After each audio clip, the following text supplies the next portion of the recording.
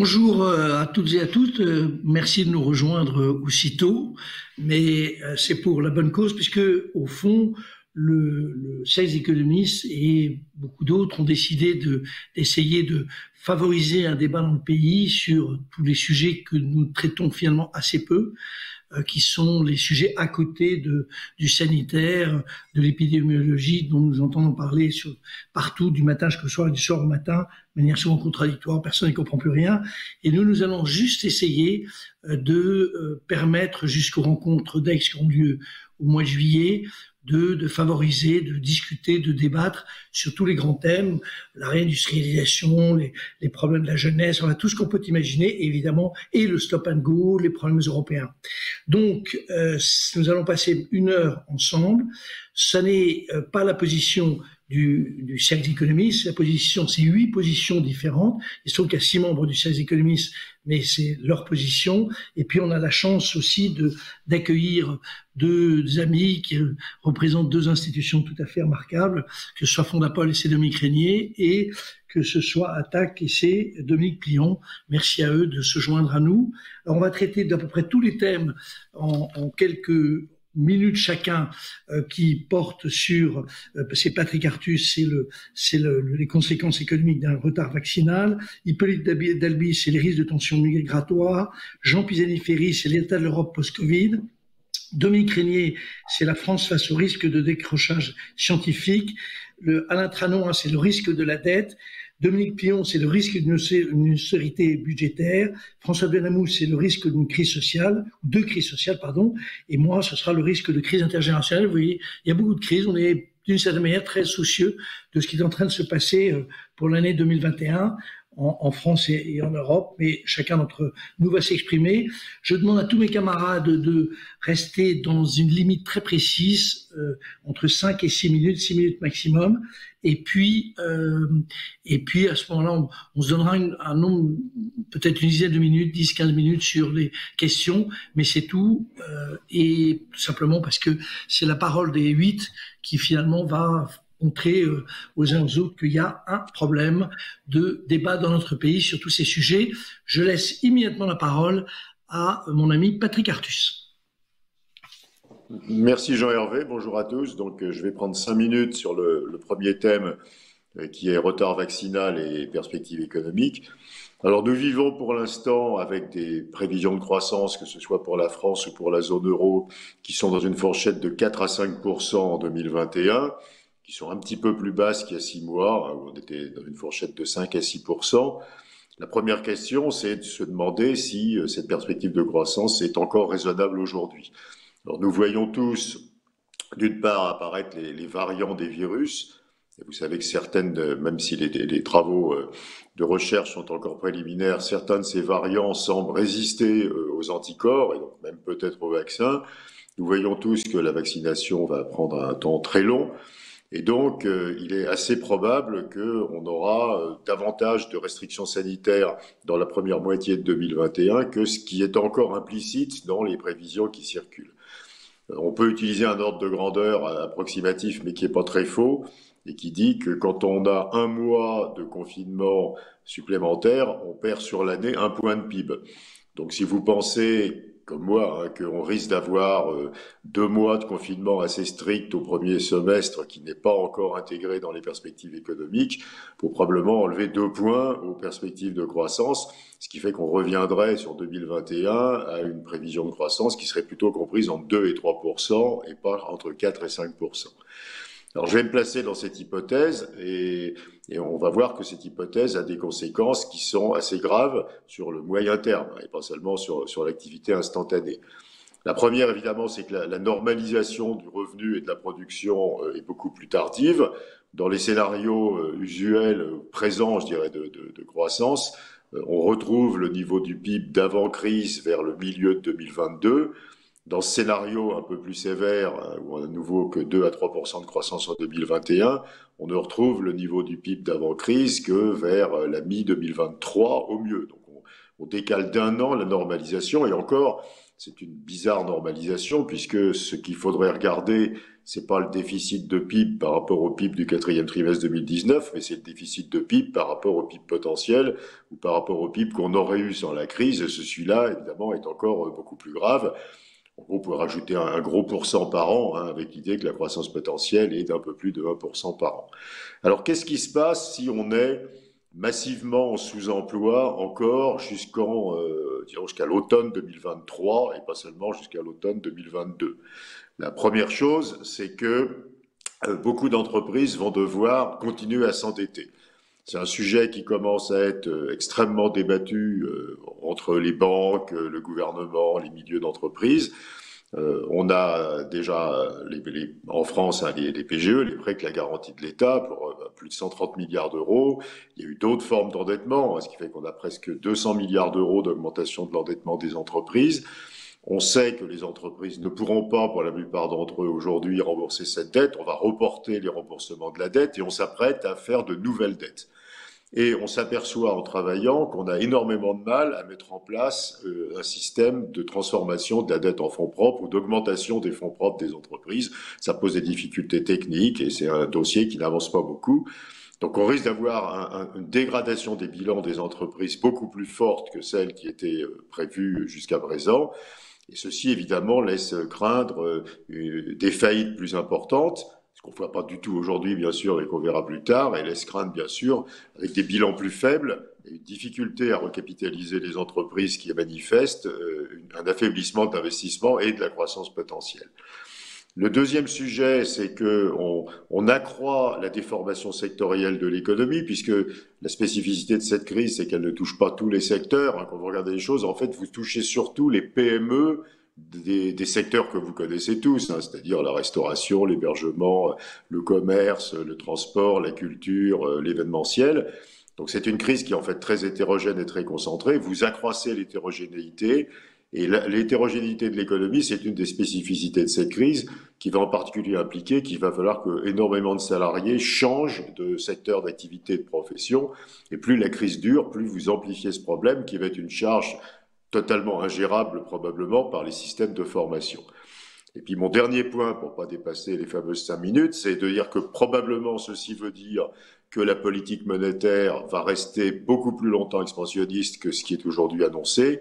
La Banque centrale européenne a annoncé qu'elle maintenait ses programmes d'achat de dette jusqu'en mars 2022. Mais si on a un sous-emploi très important jusqu'à l'été 2023, très probablement ceci sera continué. On aura de nouvelles annonces de la BCE. Et si on continue à créer une montagne de monnaie, il faut bien analyser les conséquences de cette montagne de monnaie. On va avoir de plus en plus des pressions sur les prix des actifs, sur les actions, sur l'immobilier. Moi, je suis extrêmement inquiet des répercussions à moyen terme de cette création monétaire sur la valorisation des actifs, sur les inégalités patrimoniales, sur l'accès au logement. Les États-Unis nous montrent toujours avec un peu d'avance ce qui se passe en Europe. Aujourd'hui, aux États-Unis, les prix de l'immobilier accélèrent et ont augmenté de plus de 10% sur un an. Le Nasdaq a augmenté de 35%. Donc, il faut s'attendre au maintien d'une expansion monétaire forte et à tous ces inconvénients liés. Voilà. Donc, pour introduire avec cette poussée d'optimisme le sujet, ce que je voulais vous dire ce matin. Un grand merci, Patrick. Et on reprendra dans une demi-heure, 35 minutes, 40 minutes pour des questions. La parole est à notre ami Hippolyte Delbis. Bonjour à toutes, bonjour à tous. Donc, après ce moment d'optimisme, je vais un petit peu renforcer en traitant en fait de la question de l'immigration et notamment de l'immigration de travail. Je voudrais renforcer ce qu'a dit Patrick sur l'idée que la crise va durer. Hein. Il faut, en faisant des calculs très simples hein, par rapport à la vaccination, on se rend compte de la durée potentielle de cette crise. Vous voyez, on nous dit que finalement, on atteindrait l'immunité collective si 60% de la population était vaccinée. 60%, ça fait 40 millions de personnes. Il faut 2 doses, donc ça fait 80 millions finalement de vaccinations qui doivent être réalisées. Hein, mettons qu'on en fasse 10 millions par mois, ce qui est un objectif quand même considérable, sachant qu'en janvier, on s'attend à peut-être 1 million, donc ce serait en faire 10 fois plus. Ça voudrait que la campagne de vaccination va durer 8 mois. Vous voyez, donc on aurait fini fin août. Et sachant que l'immunité collective qui est associée à l'injection de cette vaccination est justement de 8 mois, ça veut dire que dès septembre, il faudrait recommencer. Donc on est dans une situation durable, et c'est bien cette situation durable qui va avoir des conséquences importantes sur l'emploi. Les organisations sont tout à fait capables de rebondir face à des chocs temporaires, mais en fait, elles se modifient durablement lorsque les crises durent précisément. Donc, je vais me focaliser sur deux éléments. Tout d'abord, il faut bien avoir en tête, et ça vous le savez, que c'est certains secteurs et leurs employés sont durablement touchés. Et évidemment, ce sont parmi ces employés ceux qui ont les positions les plus précaires. Les étudiants, on va parler un petit peu plus tard, mais également les travailleurs étrangers, et c'est l'objet de mon intervention. La deuxième conséquence, et vous allez voir qu'elle est liée, c'est qu'il y a une modification finalement dans l'organisation du travail de ces entreprises, avec la mise en place, vous le savez bien, du travail à distance et la généralisation de ce travail à distance qui, de fait, va créer des habitudes s'il est durable. Alors, l'immigration. Alors aujourd'hui, à midi, le ministère de l'Intérieur va publier ses statistiques provisoires sur les titres de séjour délivrés en 2020, alors qu'on peut anticiper très, très facilement ce qui va se passer. C'est-à-dire qu'après plusieurs années de hausse, d'augmentation finalement des flux migratoires, on s'attend pour 2020 à une très forte baisse, une baisse même historique. Donc vous avez déjà finalement les titres en fait des rapports qui vont être faits autour de cet événement. Et bien sûr que cette baisse va durer. Elle va durer et certainement se prolonger au-delà de 2020, durer en 2021. On le voit par les questions sur le passeport vaccinal, sur la difficulté à vacciner dans les pays aussi qui ne sont pas riches et qui sont pourvoyeurs potentiellement de main-d'œuvre. Alors, les effets économiques en fait, de cette baisse de l'immigration vont être plutôt négatifs. Les études récentes ont plutôt tendance à dire qu'il y a globalement des effets positifs à l'immigration, que ce soit sur les revenus moyens, que ce soit sur le chômage, que ce soit sur le solde des finances publiques. Et de fait, l'immigration est procyclique. Vous voyez, elle va dans le même sens que le cycle économique. Donc, lorsqu'il y a une récession, on s'attend plutôt à ce que la baisse de l'immigration renforce le côté récessif. L'autre effet, et qui est lié cette fois-ci à cette habitude du télétravail, c'est que donc d'un côté on a une habitude pour le télétravail et de l'autre on a une situation où du fait de la situation épidémique on a une faible mobilité du travail et donc va se développer, et je le perçois très nettement, un espèce de travail délocalisé, c'est-à-dire que les entreprises résidentes vont recruter des non-résidents pour travailler chez eux. Alors cette externalisation existe déjà, c'est par exemple les crowd workers ou travailleurs du clic, en fait tous les petits jobs, mais je pense qu'elle va très nettement se développer sur des niveaux de qualification qui sont plus élevés pour ceux pour lesquels le télétravail fonctionne bien. Les conséquences, vous voyez, en termes de contrat de travail, de potentiellement de dumping social, mais de dumping social cette fois-ci pour des niveaux de qualification élevés, sont très importants. Et donc, on va changer de monde. On va passer d'un monde où on avait peur de la concurrence avec les immigrés, qui est selon moi une croyance assez fausse, par une peur, mais qui va être cette fois-ci véridique, par une concurrence avec des recrutements qui vont être faits à l'étranger. Et il faut bien voir que finalement, la concurrence pour les travailleurs nationaux va être décuplée par le fait que justement, les travailleurs étrangers n'auront plus besoin de venir et donc vont créer une pression qui va être durable et importante. Je vous remercie. Bien, un grand merci et on en reparle tout à l'heure. La parole est maintenant à notre ami tous, Jean Pisani-Ferry, sur l'Europe et le monde. Bonjour à tous. Un mot pour dire que je suis un tout petit peu moins pessimiste que mes amis. Je pense que on a devant nous évidemment 3 mois extrêmement durs, mais quand on aura vacciné les populations les plus à risque, on aura changé de monde, et ça arrivera vers le mois d'avril. Donc la bonne nouvelle quand même qu'on a derrière nous, c'est que au 3e trimestre, il faut pas oublier l'extraordinaire rebond qu'on a connu, qui montre en tout cas à ce moment-là la résilience de notre économie, en général d'ailleurs des économies en Europe, puisque l'Italie avait connu le même rebond. Et on était au même niveau que l'Allemagne. Donc un peu moins de pessimisme, même si je suis d'accord qualitativement avec ce qui a été dit. Alors, sur les risques internationaux, d'abord, c'est remarquable, dans la liste des risques, on n'a pas mis de risque américain, ce qui est une manière de notre part de saluer ce qui s'est passé hier et d'indiquer que c'est d'abord un grand soulagement, même si évidemment il peut y rester des risques. Sur le plan européen, à quoi on peut penser? Alors je veux dire d'abord, premier risque, il me semble, il y a un risque politique sur la question des vaccins.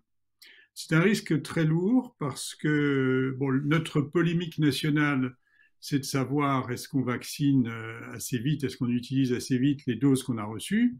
La polémique européenne, c'est est-ce qu'on a assez de doses, y compris dans les pays qui ont utilisé la totalité des doses qu'ils ont reçues. Le Danemark a utilisé 100% des doses qu'ils ont reçues, alors que nous, on est à peu près à un tiers. Donc, le débat européen, c'est est-ce que l'Europe a eu une bonne stratégie d'approvisionnement? Est-ce qu'elle a suffisamment misé sur les technologies innovantes? Est-ce qu'elle a suffisamment pris du risque d'engager des moyens pour s'assurer de l'approvisionnement en quantité? Et la réponse, à l'évidence, c'est non. Elle a eu une stratégie de minimisation des coûts.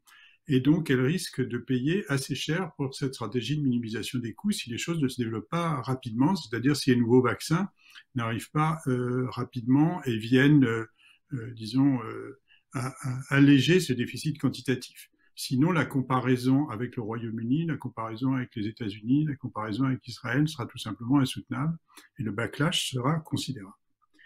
Le deuxième risque qu'on a en Europe, c'est le risque, pas de l'austérité. Je ne crois pas du tout au risque de l'austérité à court terme, je crois que tout le monde a bien compris.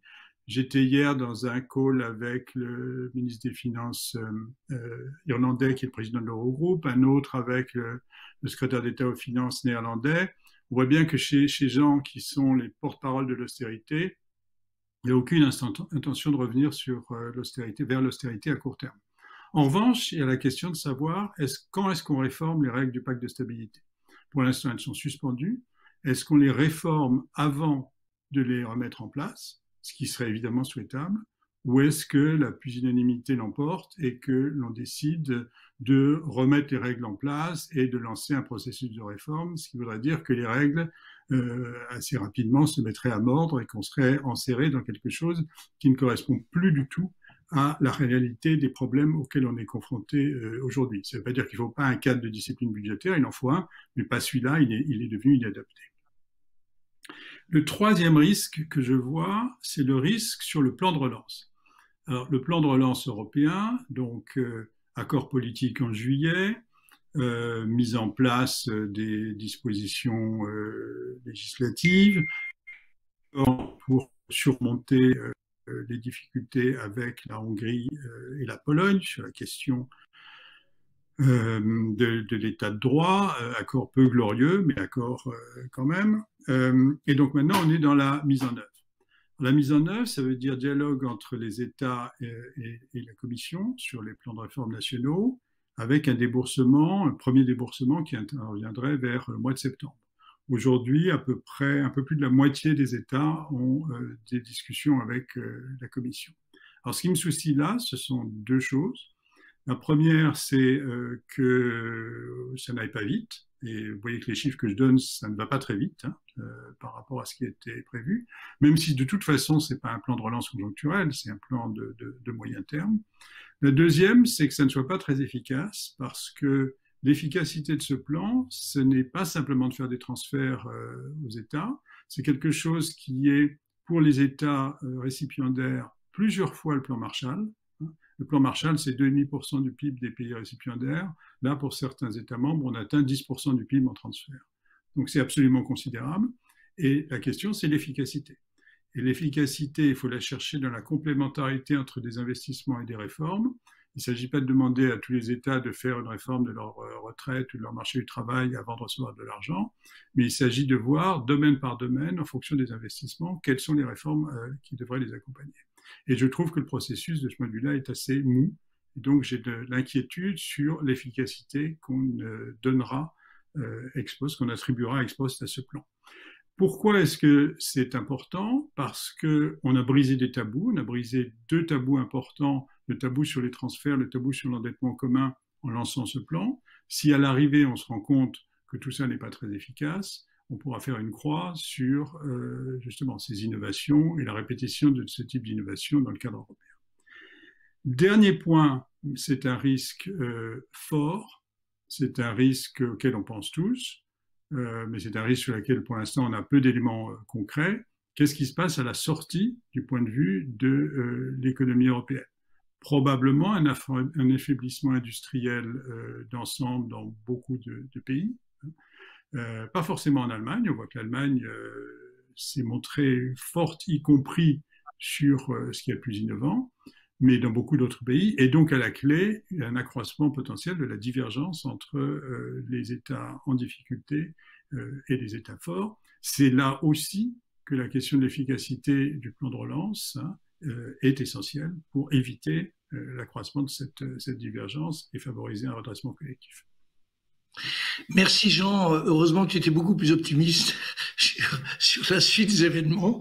Bon, je laisse la parole à Dominique, qui est le président de Fondapol, et grand merci de nous rejoindre. Merci beaucoup, bonjour à tous. Je suis donc le directeur général de la Fondation pour l'innovation politique. La France face au risque du décrochage scientifique, je voudrais aller assez vite pour simplement faire une référence à l'importance que va jouer, au rôle que va jouer l'intelligence dans le XXIe siècle, la culture scientifique en particulier. Vous rappelez en premier point l'effondrement du niveau des élèves français en mathématiques.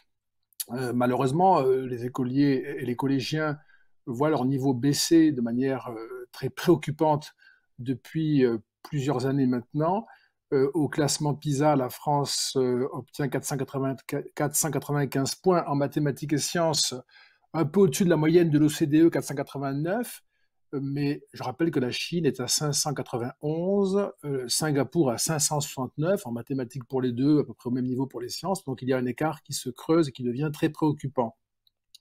Ça a des conséquences importantes parce que ça croise une sorte de refus qui s'est installé peu à peu, ou de renoncement qui s'est installé au fil des années. Ça fait quand même pas mal de temps maintenant.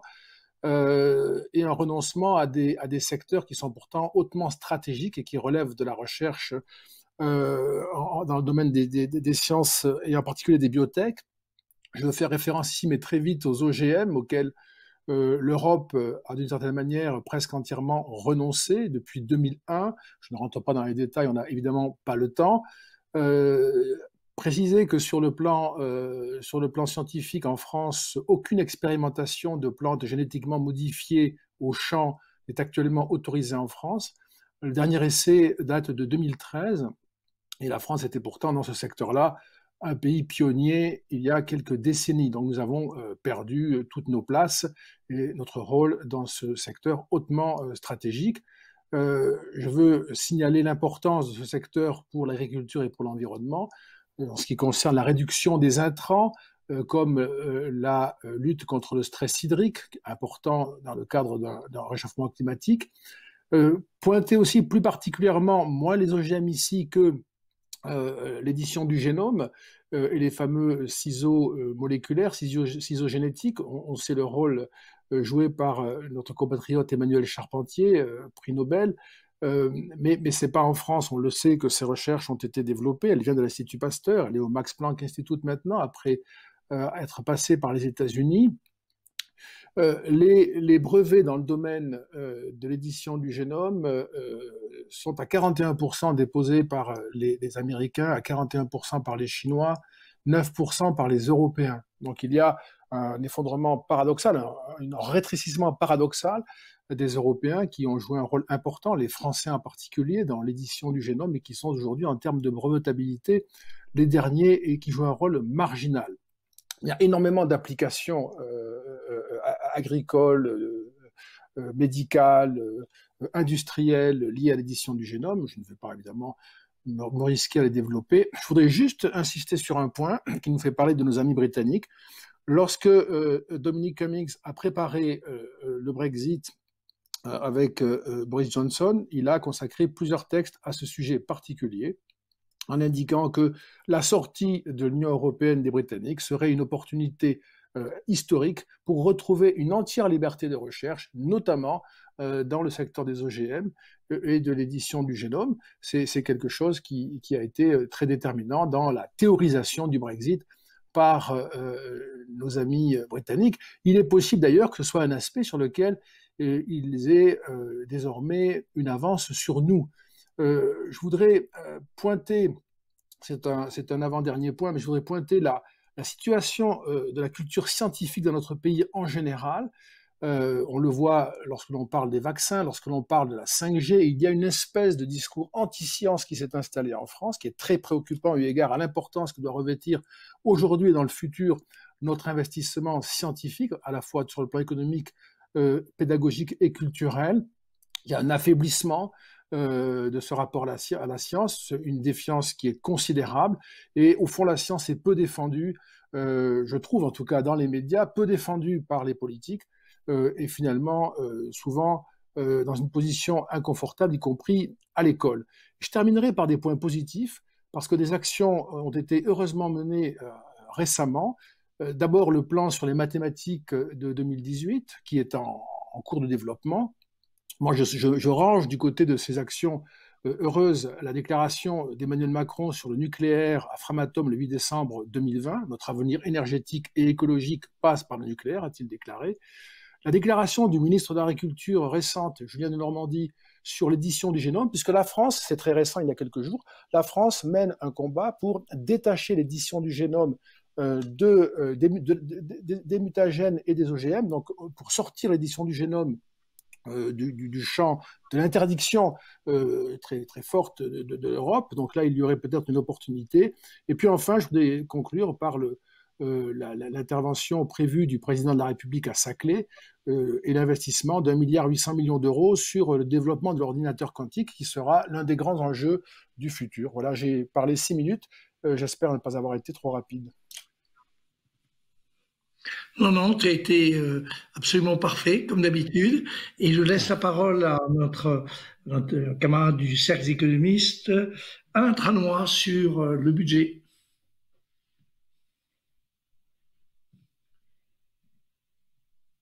Ah, on n'entend pas. Ah, Anna? C'est toi qui lui dis. Dis-lui d'appuyer sur... Oui. Alain, il faut que tu appuies sur... Tu es en mute, là. Alain, on ne t'entend pas. Non, on ne t'entend pas, Alain. On n'entend pas. Alain, il faut absolument vérifier le mute. Si tu veux, on fait un saut. On passe la parole à Dominique Plion, s'il en est d'accord, et pendant ce temps-là, tu règles ton problème de mute. Voilà, c'est peut-être mieux. Dominique... Bonjour. Voilà. Est-ce que vous m'entendez? Okay. On t'entend parfaitement, Dominique. D'accord. Oui. Bon, bonjour à tous et à toutes. Voilà, donc le thème que je voudrais aborder aujourd'hui, c'est la question du risque d'un retour à l'austérité.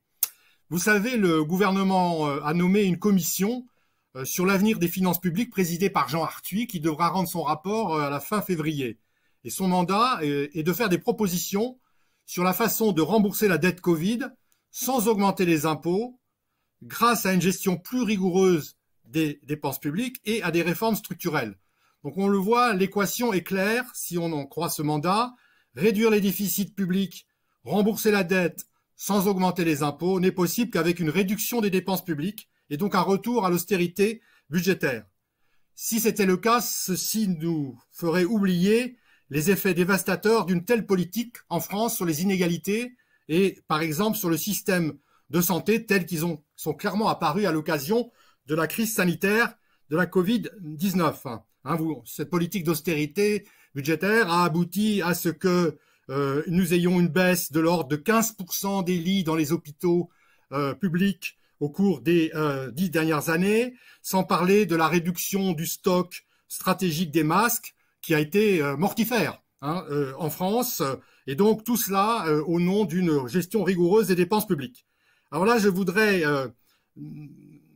et je rajouterais que le Ségur de la santé, qui était une bonne chose en soi, est loin d'avoir remis à niveau les hôpitaux et notre système de santé. Alors je voudrais développer 2 idées principales. Premièrement, il me semble que la dette publique ne doit pas être instrumentalisée pour imposer à nouveau de l'austérité budgétaire dans notre pays.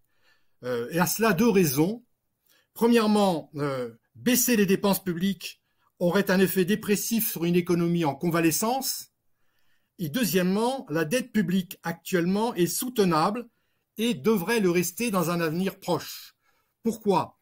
Eh bien parce que si l'on regarde les données qui sont disponibles, on s'aperçoit que par exemple les quelques 260 milliards d'euros qui ont été levés par la France sur les marchés en 2020 l'ont été à des taux négatifs et que ceci devrait continuer dans les années qui viennent. Et on a de ce fait, année après année, depuis 2018, une baisse de la charge d'intérêt de la dette publique française. Et ceci va se poursuivre. Pourquoi? Eh bien parce que, comme vous le savez, les gouvernements, les États roulent leurs dettes, c'est-à-dire lorsque celles-ci arrivent à échéance, ils réempruntent pour pouvoir se financer et du coup, ils se réempruntent à des taux plus bas, ce qui fait que le taux moyen apparent de la dette baisse. Et on est dans une situation, on devrait être dans une situation à l'avenir, proche en tout cas, où le taux apparent de la dette est inférieur au taux de croissance, ce qui devrait faire que le poids de la dette, si vous voulez, devrait, notamment en pourcentage du PIB, devrait baisser.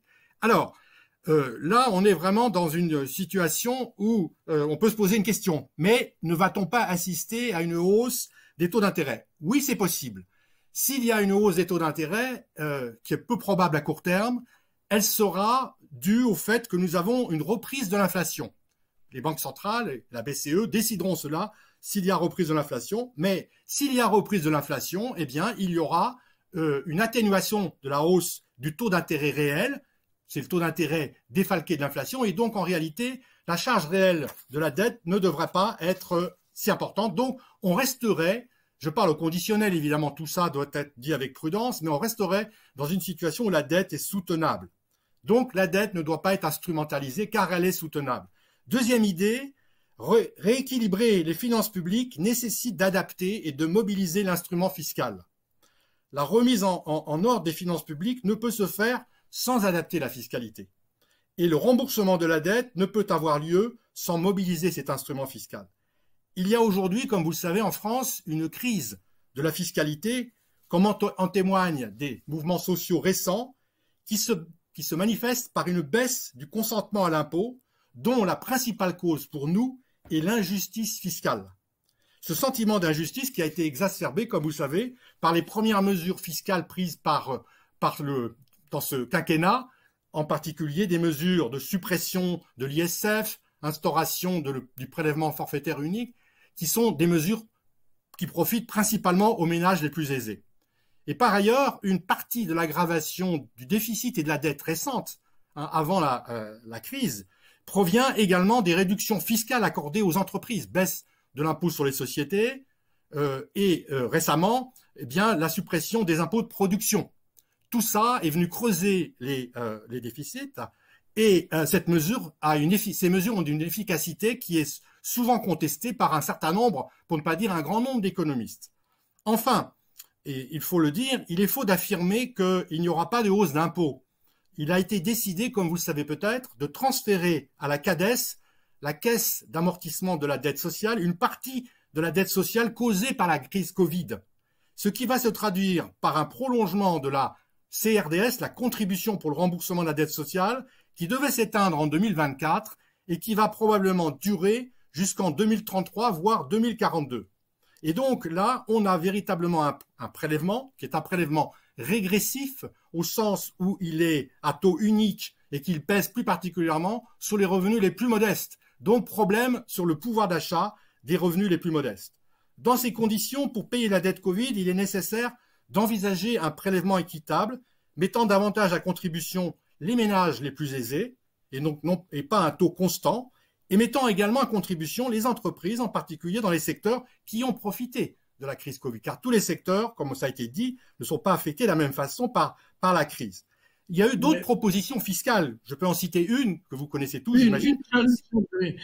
J'ai fini, celle de Thomas Piketty qui propose d'instaurer un impôt exceptionnel et progressif sur les patrimoines de 15% pour réduire les dettes publiques donc, et notamment réduire de 20%, qui est l'augmentation. Voilà. Alors, ces différentes propositions sont à discuter, je pense, ça doit être mis sur la table. La question du remboursement de la dette, c'est une chose, mais il y a aussi la question de la justice fiscale, et donc la remise en ordre des finances publiques que le gouvernement appelle de ses voeux devra absolument prendre en compte cette dimension. Je vous remercie.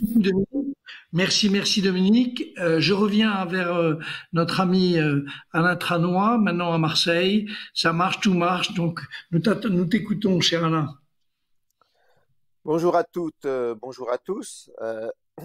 Je vais traiter du problème de la dette publique et de la dette privée, en commençant par la dette publique, pour dire que, comme l'a rappelé Dominique Pillon, la France a emprunté 260 milliards sur les marchés et sur l'ensemble de l'année, le taux a été négatif, ce qui veut dire que la France a gagné de l'argent en s'endettant de 260 milliards. Donc une question qu'on peut se poser, c'est de savoir si ça va continuer cette année. L'année 2021, et donc là je me focalise uniquement sur cette année, en distinguant d'une part 5 facteurs qui laissent à penser que ça va continuer, qu'on va rester dans des taux approximativement identiques, ou en tout cas négatifs comme l'année dernière. Et puis je dirais, ensuite il y a de l'autre côté de l'argument peut-être 4 bémols à apporter. Alors quels sont les facteurs qui laissent à penser que la situation va se prolonger? Alors d'abord le fait qu'on est dans un excédent d'épargne au niveau mondial, et donc c'est une tendance récurrente depuis une vingtaine d'années. Ensuite, le deuxième point, c'est évidemment la politique de rachat d'actifs de la Banque centrale européenne, qui va continuer toute cette année jusqu'en mars 2022.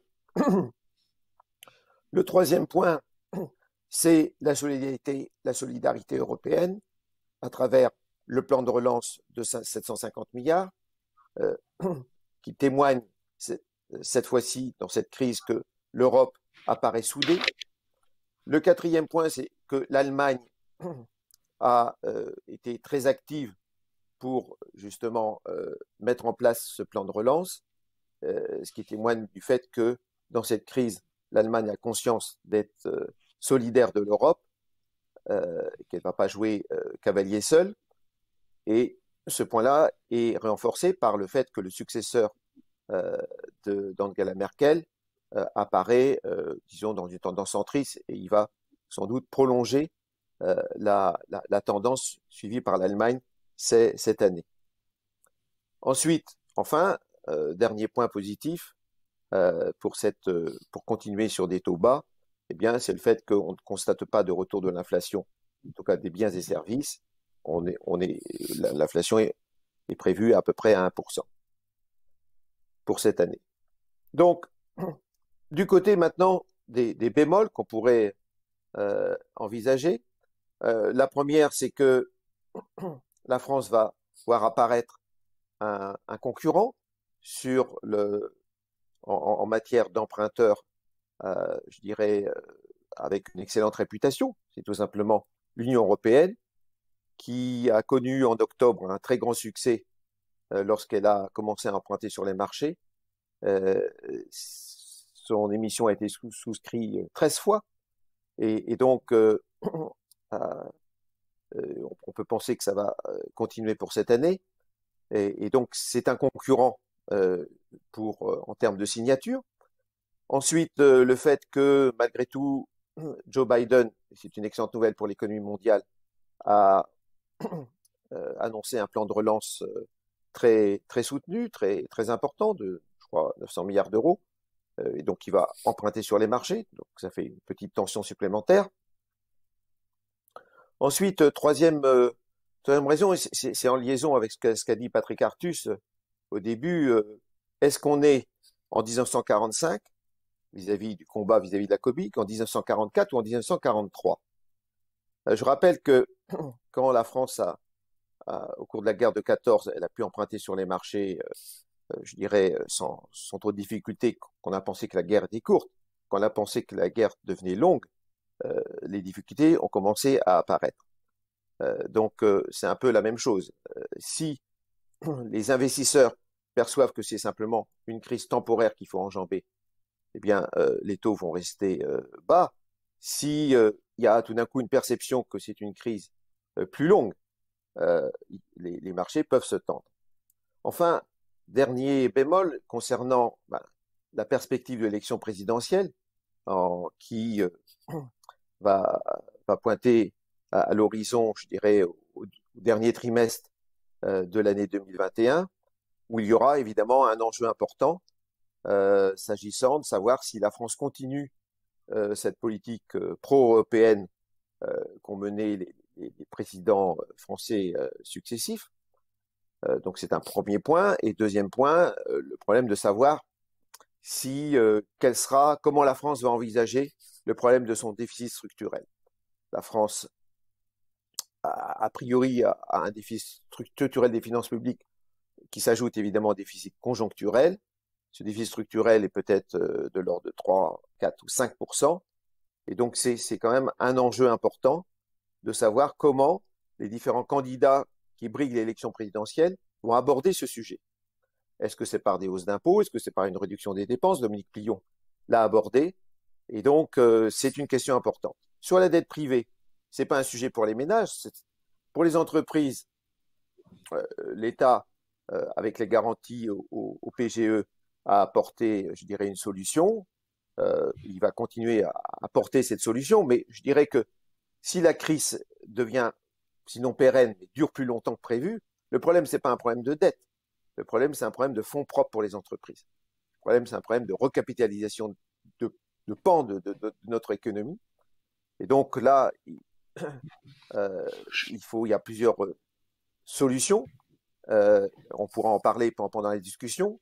Pour l'instant, je dirais, rien ne s'est encore mis en place de manière, je dirais, concrète. Et c'est, à mon avis, un vrai sujet. Merci beaucoup, Alain.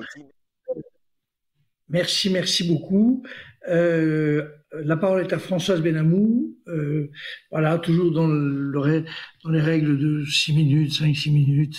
Enfin, Françoise, on peut lui donner peut-être le double. Bon, bonjour à tous, bonjour à toutes. Je voudrais d'abord partager 2 remarques. La première, c'est que la crise est évidemment un amplificateur de la défiance. Et de ce point de vue, elle participe à la construction d'anticipations négatives. Et je reviendrai sur ce point très important. Et le deuxième point, la pandémie est arrivée alors même qu'existait tout un terreau de conflits, de revendications auxquels il avait été répondu, mais très inégalement. Et lorsque ces revendications ressurgiront, si elles ressurgissent, mais on peut faire l'hypothèse qu'elles le feront, on aura du mal à expliquer qu'il n'y a pas d'argent magique. Donc il y aura tout un travail à faire qui est assez compliqué. Alors quelques éléments à l'appui de cette inquiétude. Il y aurait énormément de choses à dire évidemment sur cette question sociale. Peut-être une première chose, là, il y a une profonde crise chez les auto-entrepreneurs et les travailleurs des plateformes. Selon l'Union des entrepreneurs, 80% de ces derniers ont un chiffre d'affaires 2020 inférieur de 40% à celui de 2019. Or, on a voulu voir dans ces acteurs de la nouvelle économie les fers de lance de ce qui permettrait notamment aux banlieues difficiles de se réinventer. Donc la pilule est amère à la fois pour les banlieues et pour ces travailleurs-là. Deuxième élément pour illustrer les 2 remarques que j'ai faites d'entrée de jeu, je vais prendre un papier de Givor et Siol, un papier de l'INSEE.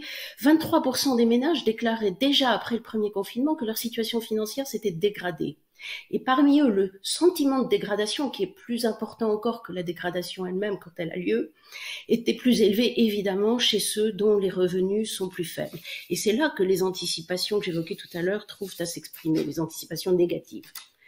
Troisième point, pendant le confinement, 1/3 des élèves du second degré ayant des difficultés scolaires ont travaillé plus de 3 heures par jour pour l'école ou pour le lycée, alors que 50% des bons élèves l'ont fait. Autrement dit, toute la période du confinement a été un moment d'accentuation des inégalités de niveau, liées, on le sait, au cumul de 3 handicaps, le logement, le matériel et la connexion, et l'absence d'aide parentale. Quatrième point, les jeunes diplômés Bac+5 de septembre quand on regarde où ils en sont, près de la moitié est encore aujourd'hui à la recherche d'un emploi. La proportion est 2 fois plus élevée qu'en 2019. Et mon dernier point, ma dernière illustration, que je crois particulièrement importante, concerne les villes moyennes et les petites villes qui ont été...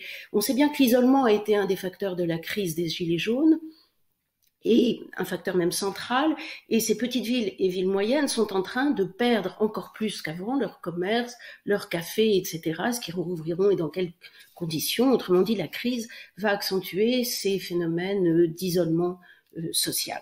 Et alors tout ça et beaucoup d'autres choses d'ailleurs me font penser qu'on a quand même une cocotte minute dont le couvercle tient, mais qui risque de sauter au sortir de la crise sanitaire. Alors je voudrais juste peut-être évoquer quelques pistes, il y en aurait évidemment beaucoup. On sait bien que la force du rebond dépendra de la qualité de la gestion de la crise, et y compris sur le champ social. Alors on a déjà le chômage partiel, bien entendu, qui était une excellente mesure. Je voudrais juste dire un mot des jeunes, puisque Jean-Hervé en parlera surtout. Il faut poser la question de sortir partiellement, pas totalement, de la préférence pour le traitement des maladies physiques des plus âgés, c'est-à-dire la Covid, au détriment des maladies psychiques des jeunes. Les dégâts sont énormes, on le voit quand on enseigne, on le voit à travers toute une série de signaux. Deuxième point, ça a été dit, il y a des professions qui sont particulièrement touchées, c'est l'événementiel, la restauration, la culture, le loisir, il y a des professions dont certains pans vont disparaître. Je suis persuadée, même dans le cadre de la succession des confinements, reconfinements qu'on risque d'avoir encore pendant quelques temps et des couvre-feux, il faut essayer de rouvrir certains lieux. Les musées, certains cafés ou restaurants répondant à des normes très strictes, ce qui permettra d'ailleurs de retrouver des petits boulots qui ne sont rien dans les statistiques, mais qui sont extrêmement importants pour les jeunes. Il faut inciter à des réouvertures partielles et aussi à des reprises d'activité, c'est-à-dire donner plus au café-restaurant qui fait du click and collect, même si c'est pas rentable, qu'à celui qui n'en fait pas. Il ne s'agit pas de pénaliser les autres, mais il s'agit de récompenser en quelque sorte le maintien dans l'activité. Il faut gérer plus finement la question du sport, qui est tout à fait centrale, pas seulement pour les jeunes, mais notamment pour eux. Certaines salles de sport peuvent rouvrir, et je dirais plus généralement, on sait très bien que certaines salles de spectacle peuvent rouvrir. Il y a une étude sur la grande salle de la Philharmonie, mais aussi 2 études allemandes qui le montrent, à certaines conditions. Il faut gérer la crise plus finement, on ne s'en sortira pas autrement. Et je crois, alors pour mettre peut-être un peu de débat polémique dans notre rencontre, moi je crois que le passeport vaccinal, on va en avoir besoin pour rouvrir certaines activités. Et il faut y travailler. Il ne s'agit pas de rendre le vaccin obligatoire, c'est exactement le contraire. C'est parce qu'il n'est pas obligatoire, on va peut-être avoir besoin, enfin même sûrement, je pense, d'un passeport vaccinal pour que certaines activités puissent se dérouler. Alors il y aurait beaucoup d'autres choses à dire, mais je crois que c'est absolument essentiel de revenir dans l'activité sur beaucoup de terrains pour revitaliser notamment les centres-villes, c'est ce que je disais tout à l'heure. Voilà, merci. Merci beaucoup Françoise. Bon, je termine donc cette succession d'interventions, ces huit interventions sur la jeunesse. Je vais d'abord démarrer en vous disant que la France a un atout incroyable, et il est chiffré, c'est qu'il y a en France 9,2 millions de jeunes compris entre 18 et 28 ans, ce qui est unique en Europe et qui est vraisemblablement peut-être l'atout numéro 1, parce que la jeunesse dans un pays, c'est évidemment un atout incroyable. Et cet atout, on a beaucoup parlé pendant les 10 dernières années, on a inventé plein de choses, on a discuté d'un contrat intergénérationnel, comment est-ce qu'on pourrait, il y avait les retraites, il y avait la formation, il y avait tout ce qui était les choses habituelles. Et aujourd'hui, je voudrais vous dire que de mon point de vue, ceci n'est plus du tout d'actualité. Pourquoi ? Parce que je suis convaincu que si le gouvernement ne prend pas des décisions extrêmement rapides dans le domaine de la jeunesse, toute catégorie, et je vais venir de manière plus précise, toute catégorie, nous aurons dans les mois qui viennent des tensions qui peuvent prendre des formes extrêmement variées de la part de la jeunesse parce qu'elle est soumise à un triple, j'allais dire, risque et à une triple difficulté qui est une difficulté de nature psychologique, François vient d'en parler, une difficulté pédagogique, évidemment, et puis une difficulté financière. Juste, il faut que vous ayez en tête l'idée de quelques chiffres qui sont, j'allais dire, terrifiants. Il n'y a pas d'autre mot. Aujourd'hui, sur un plan purement du financier, un jeune sur deux procède à des restrictions alimentaires, donc c'est un peu vague comme formulation, mais un jeune sur quatre dans ses définitions, saute un repas. C'est incroyable dans un pays riche comme le nôtre que notre jeunesse soit soumise à cette espèce de saut en arrière qui est absolument terrifiant. L'emploi, François en a beaucoup parlé aussi, mais il est aujourd'hui à plus de, je crois c'est 21% des jeunes n'ont pas d'emploi, et un jeune sur deux, elle l'a redit tout à l'heure, qui a bac plus 5, 6 mois après sa sortie des études, n'a toujours pas d'emploi. Donc en réalité, ce qu'on a annoncé, ce que tout le monde a annoncé, le fait qu'il y avait quand même une grosse difficulté, était toujours, avait pris une ampleur sans précédent. Dernier aspect, toujours pour un peu dramatiser la situation parce qu'elle est dramatique, un peu plus de 12% des jeunes vivent sous le seuil de pauvreté, donc c'est tout à fait totalement inacceptable, et un peu moins de 13%, mais ça c'est entre 18 et 24 ans, sont ce qu'on appelle des NEETs, c'est-à-dire ce sont des jeunes qui sont totalement exclus à la fois de la formation, de l'emploi, donc totalement désocialisé. Alors par rapport à ça, le gouvernement a tenté pas mal de choses.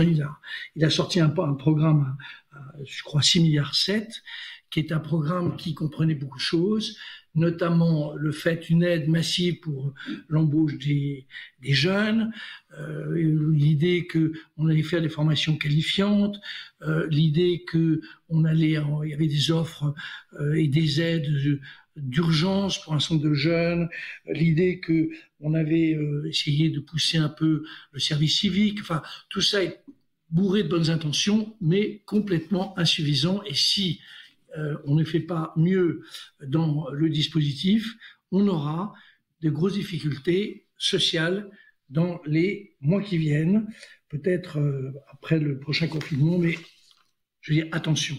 Alors moi, je défends 3 propositions assez simples.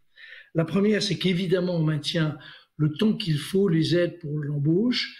C'est insuffisant, mais peut-être qu'on stimule chez les entrepreneurs, les patrons d'entreprises, notamment au MEDEF, l'idée que c'est un effort de la collectivité, on est en guerre, l'a-t-on dit, et donc il faut le jouer exactement dans ces conditions-là.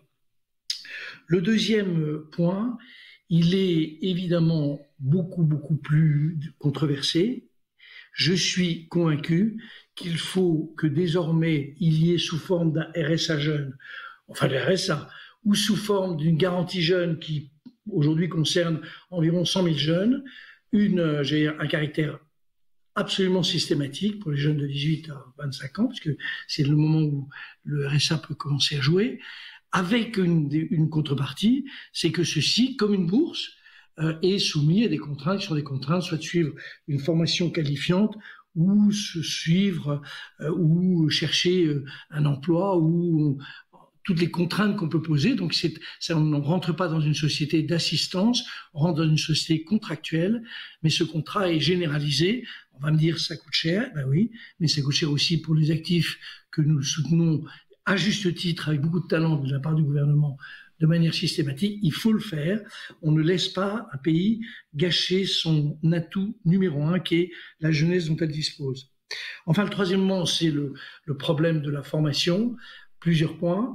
Sur cette formation, il faut que les 200 000 formations qualifiantes annoncées par le gouvernement, je ne sais ni où elles ont lieu, ni qui s'en occupe. Donc pour le moment, de mon point de vue, elles n'ont pas lieu. Deuxième aspect, il faut pour les NEETs, enfin ces jeunes, multiplier par 10 le type de formation type école de la seconde chance. Et enfin, comme l'a dit Françoise il y a un instant, mais peut-être en l'élargissant, il faut avoir une stratégie de retour de manière intelligente et sur un plan sanitaire, évidemment adapté, chez des jeunes étudiants, les 2,7 millions et des étudiants dans toutes les formations vers leur lieu de présentiel, vers les lieux où ils reçoivent des cours.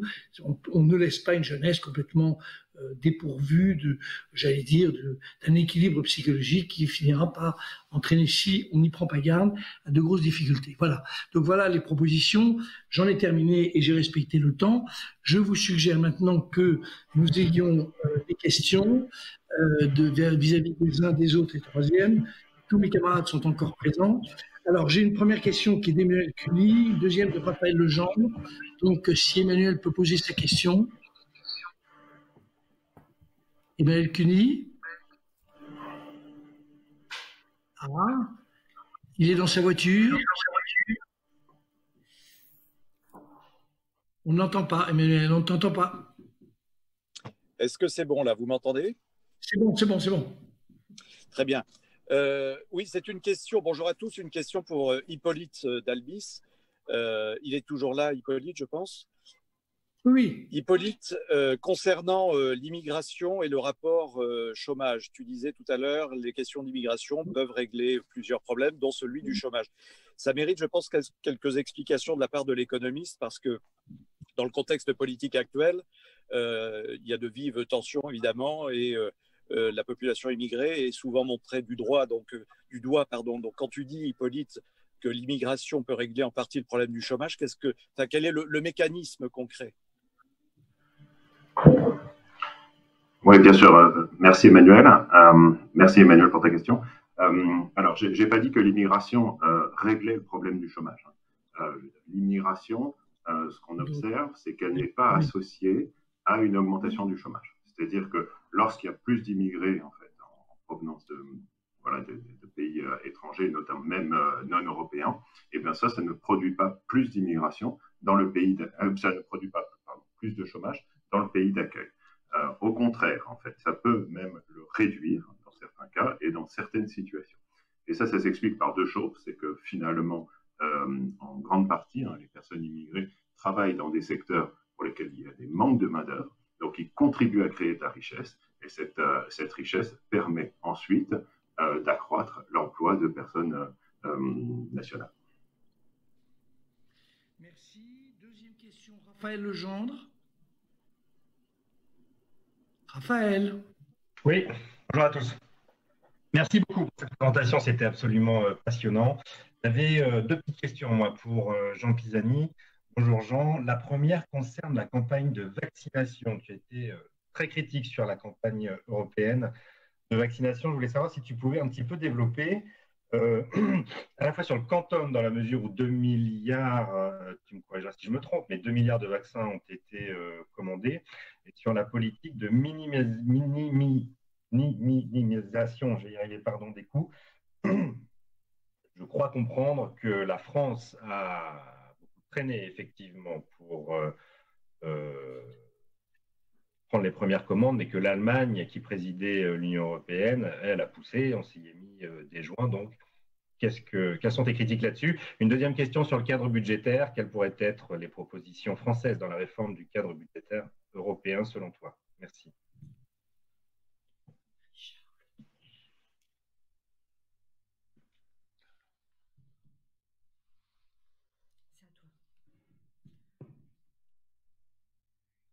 Jean?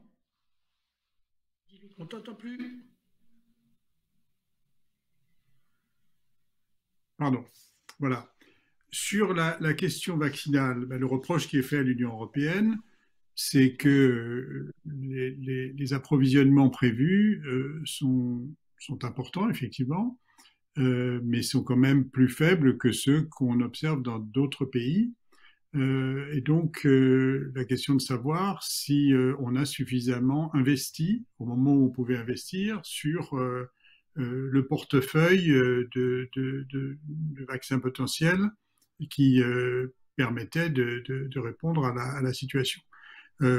Comparaison Europe-États-Unis, on a investi sensiblement moins, puisque les États-Unis ont tout de suite mis en place cette opération Warp Speed avec de l'ordre de 10 milliards d'investissements. Et en Europe, on a eu à l'époque une stratégie qui était plus une stratégie d'approvisionnement au meilleur coût, avec un portefeuille vaccinal qui faisait une part plus importante à des offreurs traditionnels, dont les résultats se sont révélés décevants, y compris évidemment Sanofi.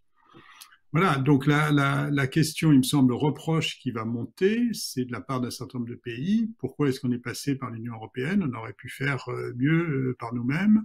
On aurait pu avoir des stratégies plus agressives. On aurait pu choisir de payer plus cher. On aurait pu, du coup, être approvisionné plus tôt. Je crois que la volonté européenne d'avoir une stratégie commune était juste. Je pense que la politique qui a été suivie me semble avoir été un peu précautionneuse sur le plan des montants et un peu traditionnaliste sur le plan du choix des offreurs, avec peut-être des objectifs de politique industrielle un peu traditionnelle de répartition entre les offreurs qui ne s'est pas révélée payante. Sur le deuxième point, sur les règles, je pense que c'est un grand chantier ouvert sur lesquels il n'y a pas actuellement beaucoup encore de propositions sur la table. Alors il y a des propositions très ambitieuses et très radicales d'Olivier Blanchard, Alvaro Leandro et Joachim Zettelmeier, consistant à dire sortons des règles numériques, ayons un standard de soutenabilité et apprécions la soutenabilité et les risques du coup de restructuration de la dette et sortons complètement du système des règles numériques. Il y a des propositions autres qui ont été formulées alors avant, qui étaient plus conservatrices, consistant à dire allons vers une règle généralisée de dépenses qui soit dont l'intensité soit déterminée par le niveau d'endettement cible, qui permet de rester dans le cadre plus de Maastricht, mais avec une modification qui est quand même très très substantielle par rapport à la situation actuelle. Et ça a été proposé à la fois par le Conseil budgétaire européen, par le Conseil d'analyse économique, par les économistes français et allemands, etc. Donc, il y avait un certain consensus là-dessus. Donc, je pense qu'on a une base, mais maintenant, il faut que la discussion s'ouvre, et je pense qu'il serait très souhaitable, effectivement, qu'on réforme avant de remettre en place les règles.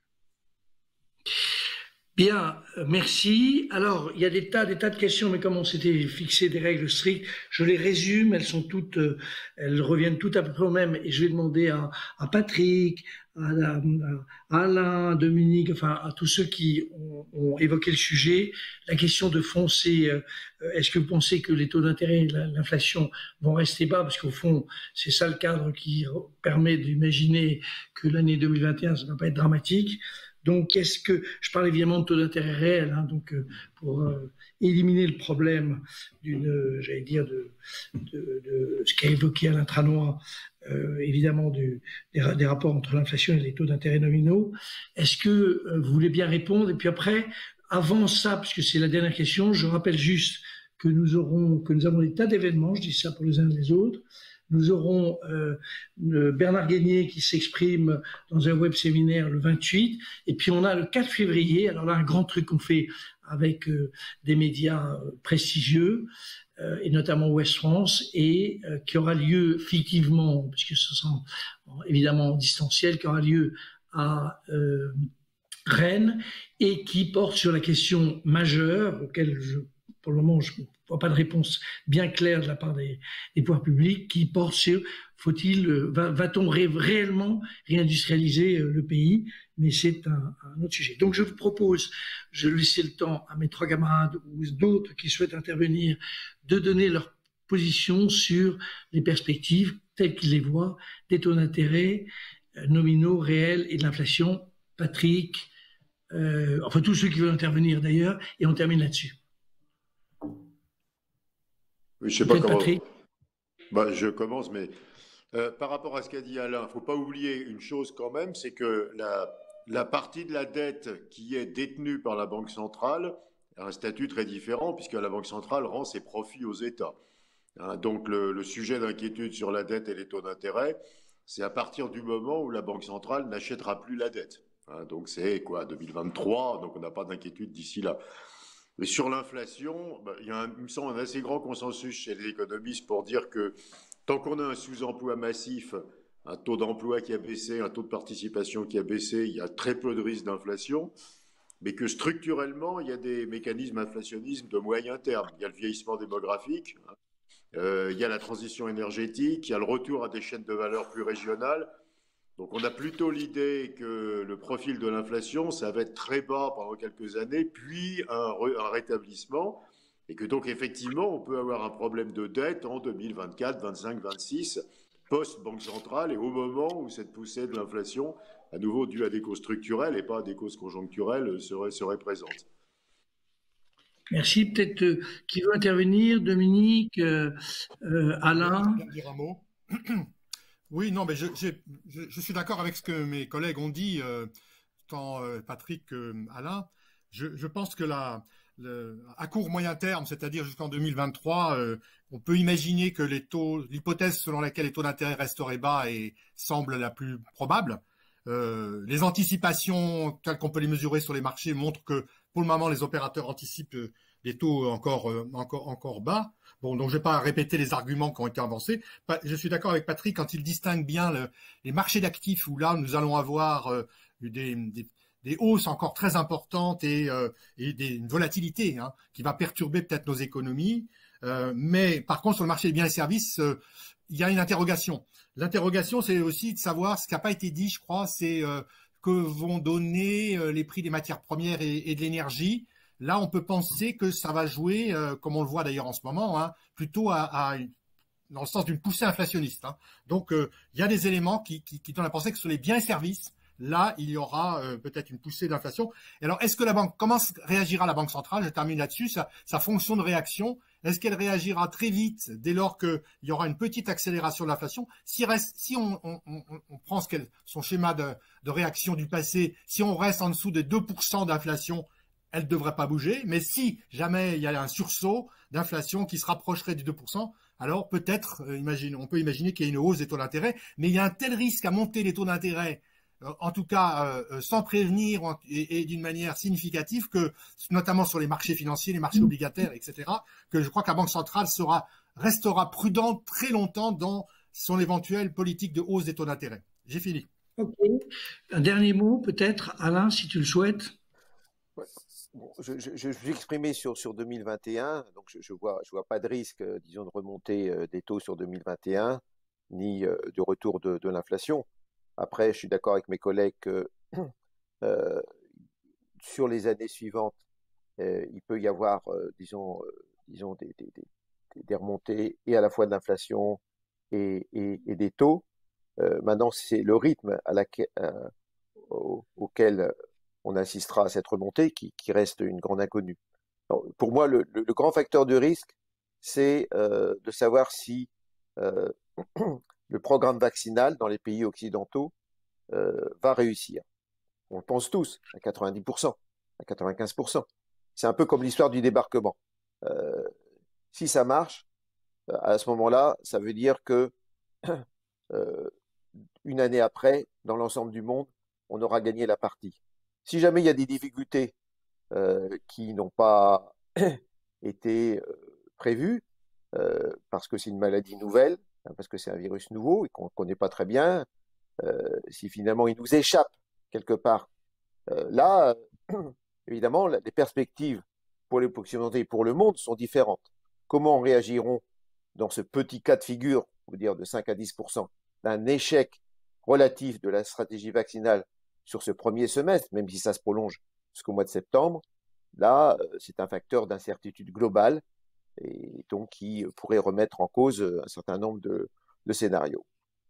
Merci. Juste peut-être un mot plus personnel, c'est quand on regarde cette crise telle qu'on la vit, elle ressemble étrangement à des crises qui avaient disparu depuis un siècle et demi, qui étaient les crises exogènes, qui à l'époque, donc c'est un événement extérieur qui crée la crise, c'est pas un événement endogène tel qu'une crise financière, c'était les crises agricoles, et on s'aperçoit que quand on reprend toutes les crises assez régulières qui avaient lieu liées à des phénomènes exogènes, peu importe que ce soit une pandémie ou que ce soit un problème climatique à l'époque, on s'aperçoit que les sorties de crise ont toujours été très longues, et donc je rejoins un peu le sentiment général, c'est que arrêtons de penser que cette affaire va se régler dans les mois qui viennent. Ça ne sera évidemment pas le cas. Je remercie tout le monde. Je voulais juste dire que on lance le débat. Il y a beaucoup de gens qui sont passionnants sur cette capacité à lancer le débat. C'est tous les think tanks, et Dieu sait s'ils sont talentueux. Il y a nous. Il faut que notre pays lance le débat, un débat normal que nous n'avons pas et qui, j'allais dire, permettra au fond une expression citoyenne beaucoup plus large que celle que nous avons aujourd'hui. Je vous remercie, je vous souhaite une bonne journée et au prochain événement du Cercle des économistes. Merci beaucoup.